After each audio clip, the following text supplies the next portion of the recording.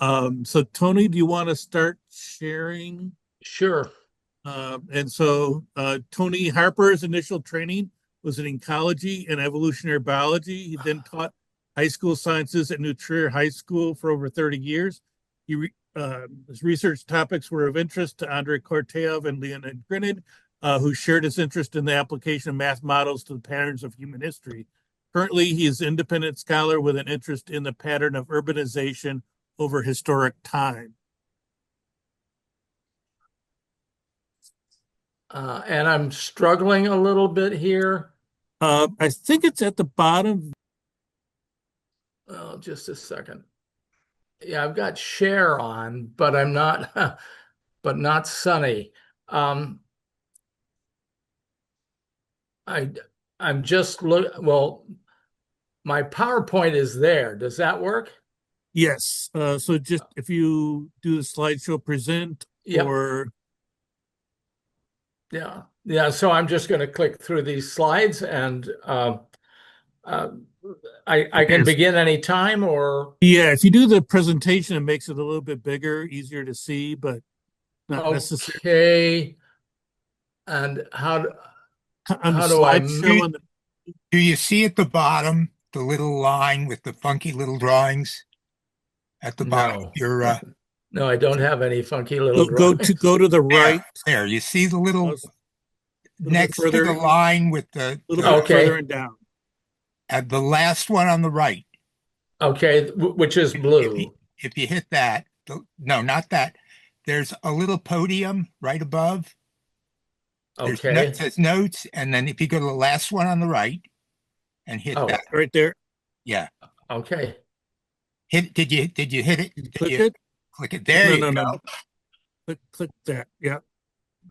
Okay, There. but now That's I'm not able to even read my own screen because here can we let me just no. Is there a way to can you see it in the Zoom? no. What are you looking for? I want to make the screen smaller Okay. because the uh Hit escape okay. on the Yeah. Yeah, but I'm not Just able to read the right-hand no, hit side of my own escape on slides. your keyboard. Yeah, hit escape yeah. on your keyboard. Hit Just do it the escape. way that you're familiar with. Yeah. Okay. That Now doesn't go do anything. down. You see where it says 182%?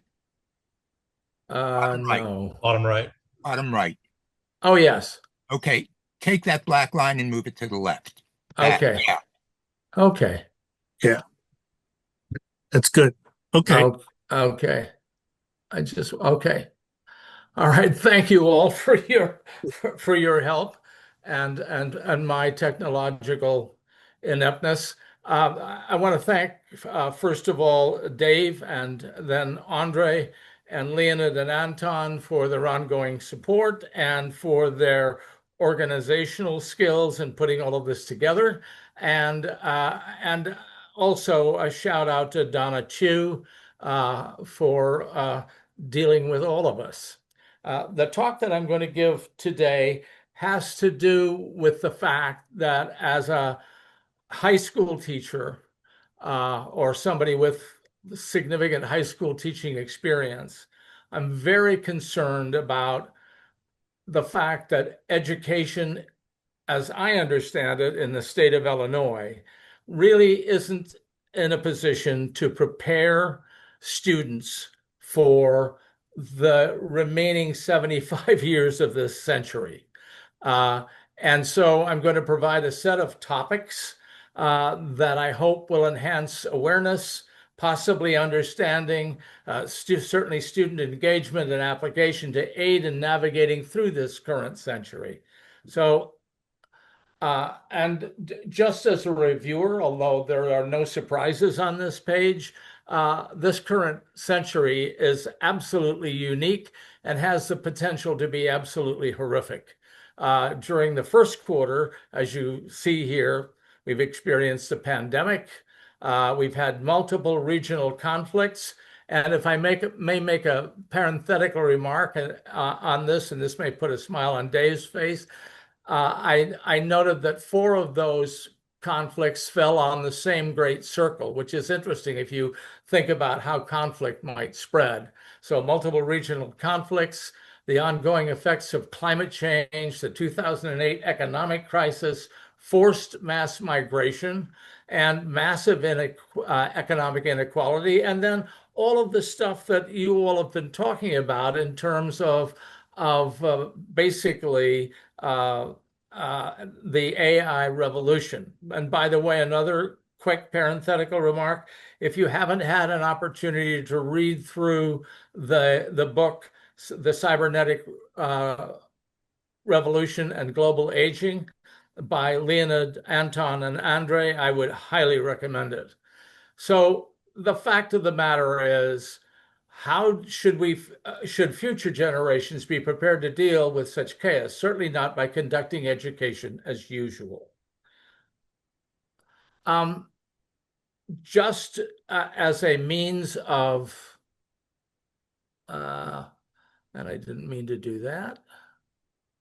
Just as a means of setting the stage for what education is about, at least in the society of the United States, education certainly transmits culture. It does that everywhere. And standard education in most countries prepares students to assimilate into adulthood.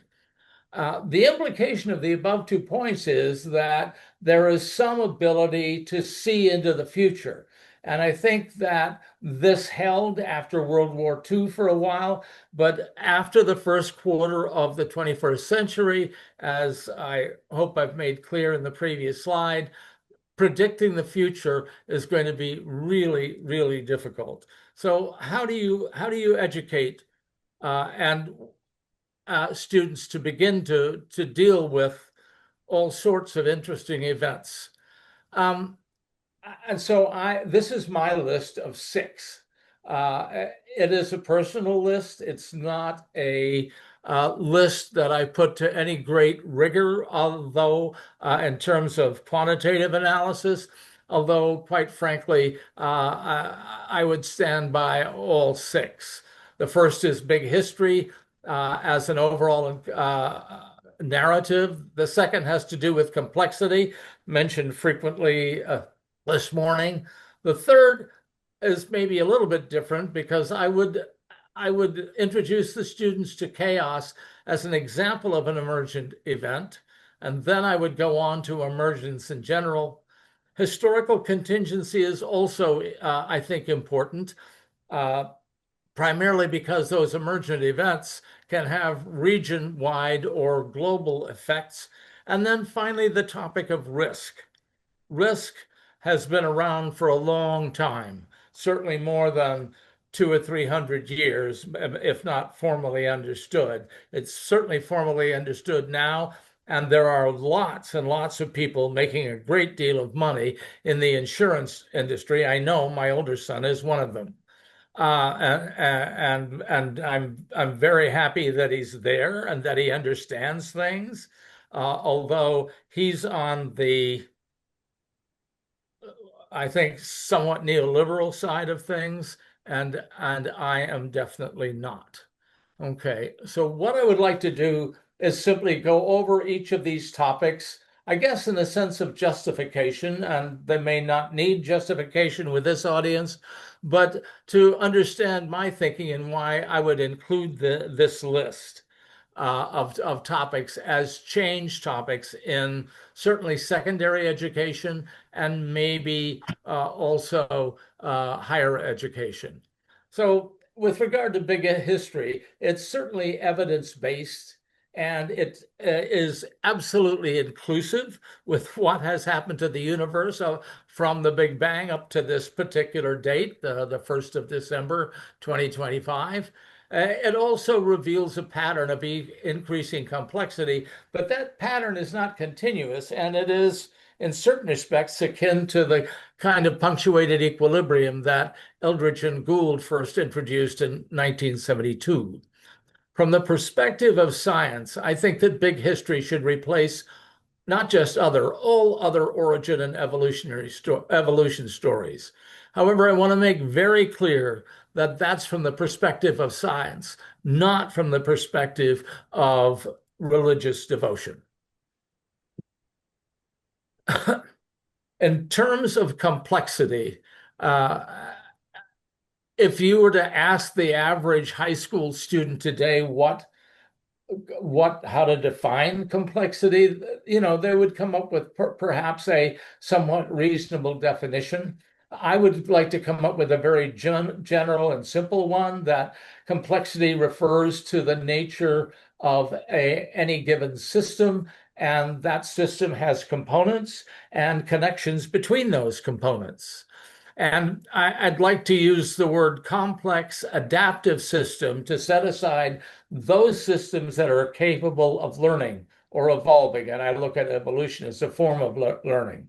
And as a consequence of this, I think students need to take a look at societal complexity in terms of certainly levels of economic expertise and political expertise and so forth, but they need to understand that the society that they live in, I think, is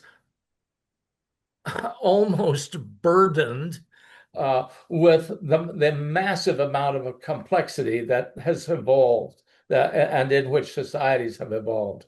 I didn't get the titles of these articles, but complexity is extremely important. The topic of complexity is extremely important in the literature now. And if you take a look at the Vienna Complexity Institute, they've just come out with 3 papers, all focused on complexity. One of them has to do with a historical analysis in which Turchin and his co-authors use basic characteristics of changes in complex systems to begin to forecast whether or not those systems are stable. The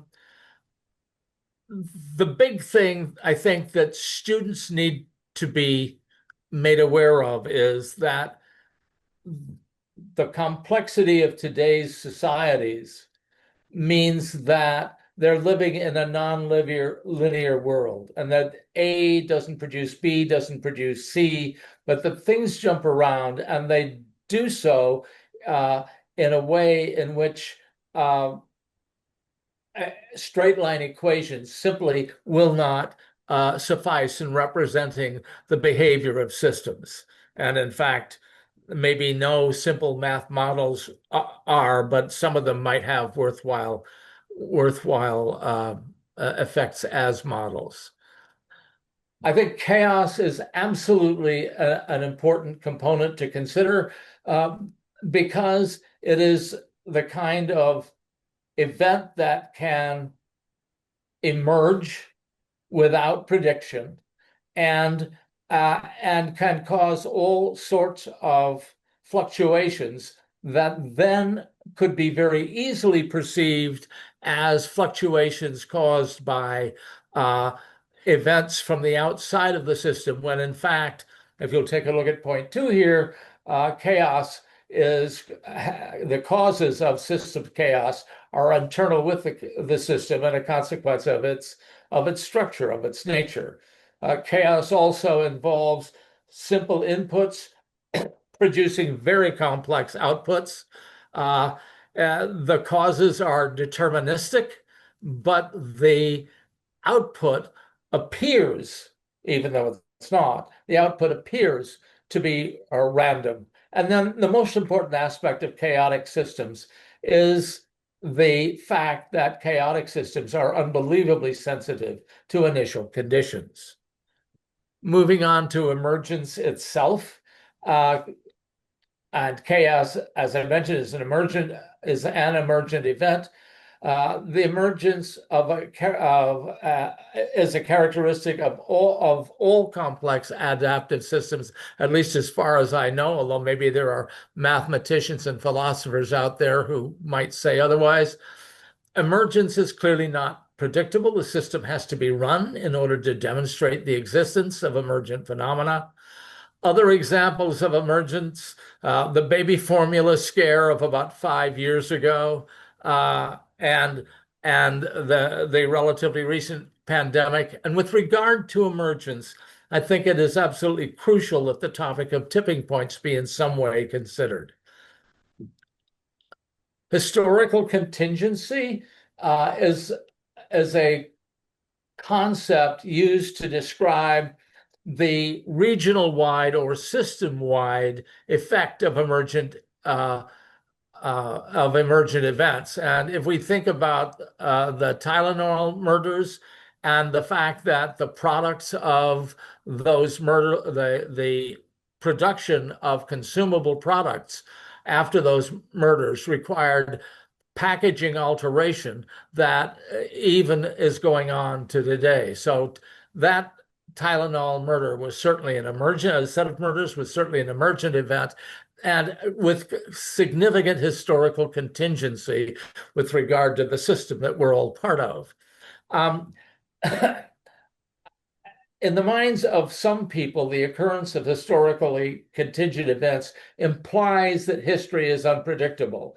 This is not a thought that occurs in my mind, and I hope in a number of other minds in the audience. First of all, history's broad overall patterns are blatantly obvious, while others reveal themselves with some investigation. And it's important to consider the factor of scale, so that an historically contingent event may not be on the same scale as the overall evolution of the system through time.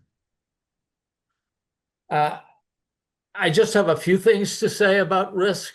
The world system at its current level of complexity would not function without underwritten risk, and protection from known liabilities is the reason that the insurance industry exists. And because we're at a level of societal complexity where we're going to have some possibly pleasant emergent events, but probably many unpleasant emergent events, that will require innovative responses. And I'm going to let you finish this sentence. Those responses must be underwritten by, and it might be the case that insurance companies, some of them, will do that underwriting, but only at great cost. So we have some things to do in terms of bringing that crowd on board. What's specifically adaptive about the previous list of topics? Well, first of all, I think that if you take a look at those topics and take a look at the second slide where I address some of the unfortunate nastiness of this current century, you'll see that many of them fit in. The set of topics is not canonical, sorry. And I want to really emphasize this. You can use any or none of the topics. You can use them in any combination, or you could use all six. But the bottom line to me is that, at least from my perspective, they are worthy of having our students address the problems associated with them. And then finally, what I've presented here is a model approach to education for the 21st century, at least as a set of small changes, not the model approach. You always need more than one model. And then I had, as I mentioned, goals of maybe getting people to begin to think about all of the four stated points underneath the main sentence, but I think I'd be happy with just awareness. And I think I would be happy with just awareness if any of those topics were included in certainly secondary education in this country. And to close, it's interesting that education has almost always culturally been a follower. So, for instance, we have, during the Industrial Revolution, a series of schools that certainly since the early years of the last century are organized like factories. Kids walk to class. Classes are 40 minutes to an hour long. They walk to the next class. It's an assembly line education, and it's almost always about stuff. The actual motivators of education, at least in the US, I believe, are the business community and foreign achievement. For example, Sputnik of 1957. We have a world system right now that's complex, and its complexity is controlling our existence, but without much educational adaptation to a potentially vulnerable future. This really needs to change. And with that, I will end. All right. Thank you And very I hope much, I didn't Tony. speak too loudly. Oh, it's fine. Thank you very much, Tony. Sure. Any questions or comments?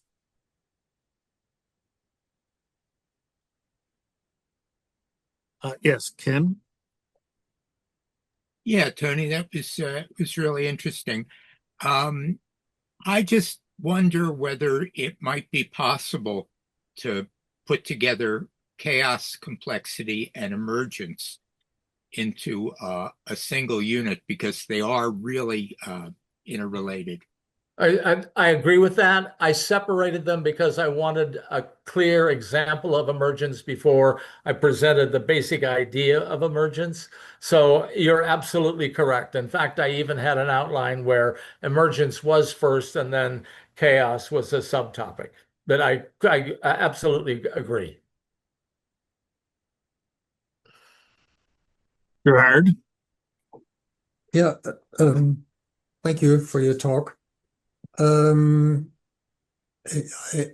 saw you somewhere writing historical patterns are blatantly clear. Yes. I may have missed it from your talk, and I think I have not as much overview as you. At least for me, the historical patterns are not blatantly clear. Sure. So Would you like me to what give could you an example of one? Yeah, The pattern of big history. of many, if you like. Yeah. Yeah, okay, the pattern of big history. Oh, okay. That pattern is blatantly clear. Yeah, I thought you could tell something about current politics, but that's sort of No, not at that scale, Okay. at a much larger scale. I mean, Okay. first of all, I'm not a political scientist, and every morning I get up and flinch thinking of who's running this country. But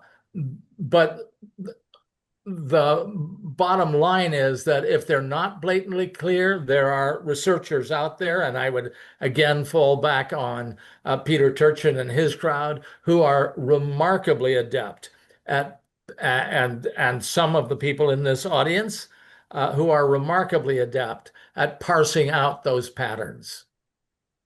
So, would you like something more specific, or is that a satisfactory answer? I think that's okay. Okay. Okay. Ken? Yeah, I just want to clarify when you say chaos, there's two ways it's known. One is things are a mess, like increased entropy, disorder. And then there's the chaos theory, which is the nonlinear outcomes you're also addressing. So, Chaos theory. also chaos theory, okay, Yes. by Edward Lorenz, sorry. Yes. Yes. Okay. By Lorenz and Feigenbaum and all the rest. Yes. Right, so emergence, certainly some emergent phenomenon are nonlinear, but I'm not sure that a lot of things would be characterized as such.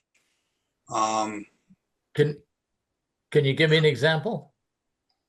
Well, emergence has a whole set of literature itself, from weakly emergent to strong emergence. Weak emergent would be like the Bernard cells, the Bernard convection cells. Okay. So from that, it's a pretty linear. I think if you know, if someone's schooled enough in fluid dynamics and thermodynamics, they could probably figure that out. And then there's the strong end of emergence is a self-awareness, as articulated by David Chalmers, a philosopher. So you know, the manifestations of the mind, that would certainly be a non-linear. Nobody would think that neurons grouped together in the right way and interacting in the right way would come up with you and I talking. So yeah, I think they're distinct, and maybe correlated, but not 100% correlation would be my guess, without thinking about it further. Okay, is there a, and I don't know much about Bernard's, but I'm not even saying it correctly. Those cells, Bernard cells, yeah. Bernard cells, but is there a point at which they start appearing? Yes, it's the water or the fluid. Even the sun shows Bernard cells with the ions. Essentially, it's big ovals of columns of fluid that go from the heat source up to the surface typically, Okay, where it cools off and then descends again. right. And they're all, if you look at it from top down, it looks like a honeycomb. If you look at it from the side, it looks like raising columns. Right. So yeah, it has to be the right direction, or sorry, right temperature. Otherwise, you just get a slow convection transfer of heat, and if you heat it too much, it becomes chaotic in a more randomized sense. Okay. So it has to be at a certain range. So anyway, yeah, that's one where it does get it's non-chaotic, if you would, but still emergent. And like everything in the universe, things are spectrums rather than bright lines, it seems. So there's a whole spectrum of emergent properties from weakly to strong, and they're described in different ways. Again, it's both a philosophical and a scientific point of discussion, how to characterize and also differentiate emergence. Okay. Now, okay, thank you. Sure. Yeah. Thank you. Thank you for what you did. So I had the comments about history and patterns reminded me that the one thing that makes me feel better about the current administration is Nietzsche's comment that history repeats itself. First is tragedy, then is farce. Okay.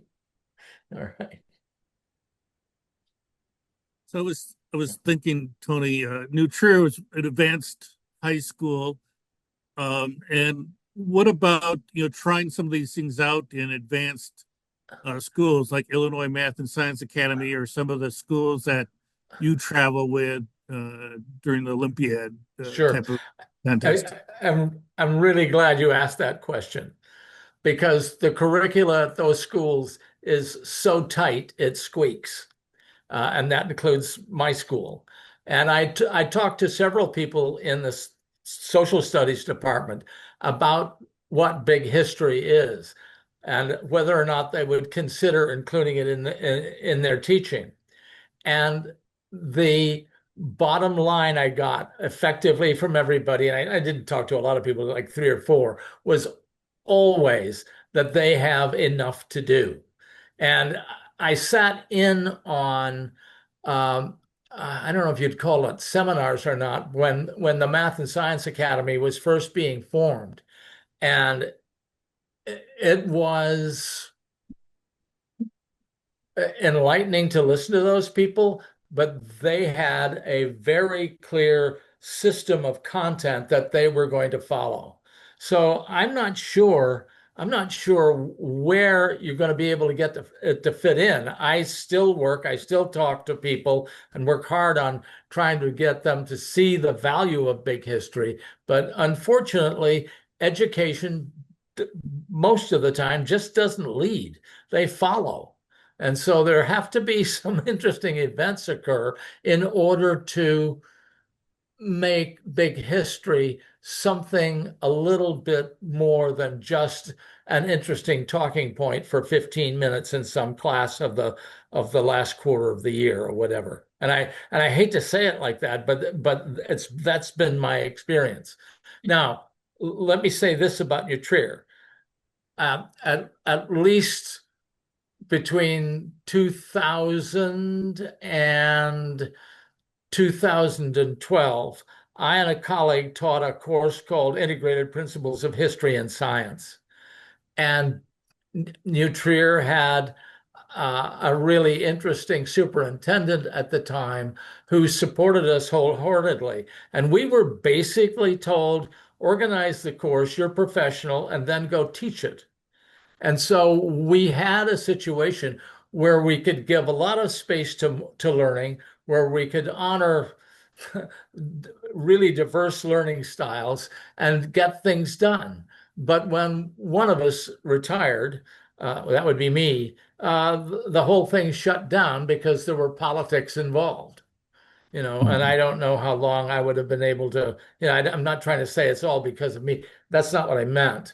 I meant that politics are politics. And I, with my strident presentation today, some of you can imagine that there are times when I can misstep and step on toes, maybe even feet and ankles. So, I mean, if I may say something editorial, it's enraging to me to see what state standards and what multiple choice testing has done to the educational experiences of students who would otherwise benefit from engagement. My bottom line is this: we have a nervous system that learns by trial and error, and we have an educational system that punishes for making errors. Do you see a problem? Very good. Okay. And thank you all. Yes. Thank you, Tony. Yeah, thanks.